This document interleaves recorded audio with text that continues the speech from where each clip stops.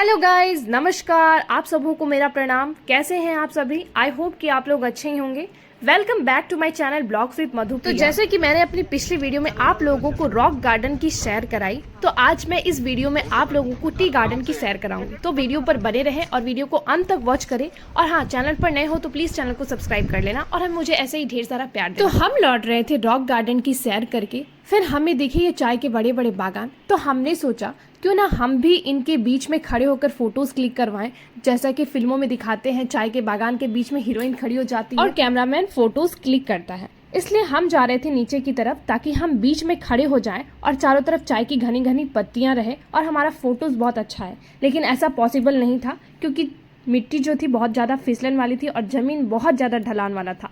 तो हमें डर लग रहा था, पैर फिसल रहा था, कहीं हम लुढ़क के सीधे नीचे ना चले जाएं और हमारा सत्यानाश ना हो जाए। तो हमने रिस्क नहीं लिया और हम यहीं पर रुक गए और हमने ऊपर के साइड ही मेरे दिमाग में सवाल चल रहा था कि आखिर चाय के पौधों को पटाते कैसे हैं, क्योंकि जब जमीन इतनी ढलान वाली है तो इन्हें पटाना बहुत ही ज़्यादा टफ होगा। फिर आसपास देखा तो दिखा पाइप, पतली पतली पाइप बिछी हुई थी और जिनसे चाय की पत्तियों को फुवारों की तरह पटाया जाता था उनमें, ताकि पानी चाय के पौधों को ज़्यादा पानी की आवश्यकता नहीं पड़ती है, इसलिए इन्हें सीढ़ीनुमा खेत बनाकर इन पौधों की खेती की जाती है।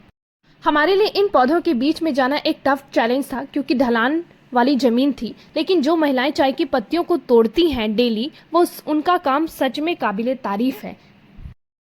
फिर हम यहाँ से निकल गए और हवा कितनी तेज चल रही है जिससे पूरा मेरा बाल उड़ रहा था।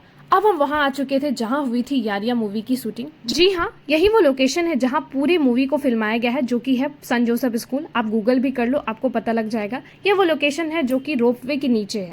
यहाँ पर आप सीढ़ियों की हाइट देखो, क्योंकि अब हमें जाना है ऊपर और मेरे पैर बहुत थक चुके हैं इतनी ज़्यादा चढ़ाई करते करते, क्योंकि अब हमें जाना था रोपवे पर, दार्जिलिंग रोपवे। जी हाँ, यहीं पर है, ऊपर में दार्जिलिंग रोपवे है और नीचे है सन जोसेफ का स्कूल, जहाँ पर पूरे यारिया मूवी को शूट किया गया था।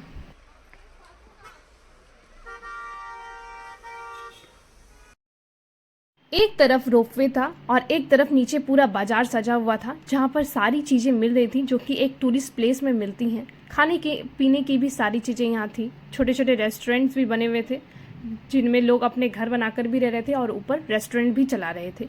मतलब यहाँ का मल्टीपर्पज़ बिजनेस सब कोई कर रहा था। फिर यहाँ हम आ गए रोपवे के पास। देखिए यहाँ पर कितनी ऊंचाई भी है और यहाँ से आपको जाना था पूरा नीचे की तरफ, जो कि आपको पूरा दार्जिलिंग का सैर कराता। हम बिहारियों को खाने में कुछ चटपटा ना मिले तो मजा नहीं आता है। बहुत दिन हो गए थे हमने कुछ चटपटा नहीं खाया था। हमें मिले ये भैया जिनकी झालमुड़ी पूरे दार्जिलिंग में फेमस है और ताजु की बात ये है कि ये भी एक बिहारी ही है। तो हमने उनसे बनवाया चटपटा झालदार झालमुड़ी और खूब आनंद से खाया। अब आप लोगों को मैं बता दूं कि मैं दार्जिलिंग में रोपवे पर नहीं चढ़ी थी क्योंकि मुझे लगता है बहुत ज़्यादा डर, मुझे हाइटोफोबिया है और मुझे डर लगता है भाई कहीं मैं ऊपर से गिर गई तो रोपवे से, इसलिए मैं चढ़ती नहीं हूँ। मेरा बउआ भी नहीं चढ़ता है। हाँ, मेरे हस्बैंड को शौक है लेकिन उन्होंने हमारे लिए नहीं किया। अब आप सोच रहे होंगे कि जब आपको रोपवे पर चढ़ना ही नहीं था फिर आप वहाँ क्या कर रहे हैं, तो मैं आपको बता दूं कि हमारे साथ जो कपल गए थे ना, वो रोपवे पर चढ़े थे और उनके लिए तो हमें वेट करना ही था। इसलिए हम यहाँ पर रेस्टोरेंट में चले गए जहाँ हम चाय पिए और मैंने वहाँ पर क्लोजली विजिट किया सन जोसेफ स्कूल को, जहाँ पर हुई थी यारिया मूवी की शूटिंग। आखिर उसके बारे में जानकारी जुटाई कि आखिर कब होती है, ऐसे मूवीज़ में कब दिया जाता है, मतलब स्कूल ऑफ कब होता है। तो वहाँ की जो रेस्टोरेंट में जो ओनर थी ना, वो उन्होंने बताया कि ये ठंडे के टाइम पे यहाँ 1-2 मंथ पूरा स्कूल बंद हो जाता है, उसी टाइम पे यहाँ शूट होता है। यहाँ पर हमारा कपल घूम फिर कर आ चुका था। फिर हम चले गए नेक्स्ट टी गार्डन की ओर। जी हाँ, यहाँ पर बहुत सारे टी गार्डन है क्योंकि Darjeeling is also called T place, मतलब यहाँ की टी गार्डन के लिए ही ये फेमस है। तो हम यहाँ पर तो होंगे ही ना बहुत सारे। तो देखो यहाँ पर रास्ता कैसा है, सीढ़ी सीढ़ी बना हुआ है। यहाँ पर भी बहुत ज़्यादा ही ढलान था। यहाँ पर भी मैं यही सोच रही थी कि यहाँ पर लेडीज़ कैसे तोड़ती होंगी इतने ढलान में चाय को।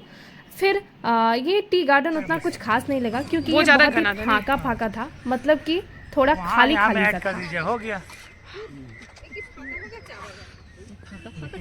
कोई भी बोल रहा है, वही बोल रहा है। वो ज्यादा घना था, खाली वो चाय बेचने के लिए थोड़ा नामी है बस। फिर हम आ गए ऊपर की तरफ, जहाँ पर ये दीदी हमें डिफरेंट चाय के बारे में बता रही थी, या यूँ कह सकते हैं कि अपना प्रोडक्ट बेच रही थी। लेकिन हमें कुछ भी समझ नहीं आ रहा था कि हम कौन सी ले। फिर हमने टेस्ट किया, फिर खरीदा। फिर मैं अगले ब्लॉग में बताऊंगी कि मैं कौन सा टी लेकर के वहाँ से आई और हमें कितना पड़ा। तो फिर हम चले गए नेक्स्ट डेस्टिनेशन की ओर, जो कि हमारा था तेंजिंग रॉक।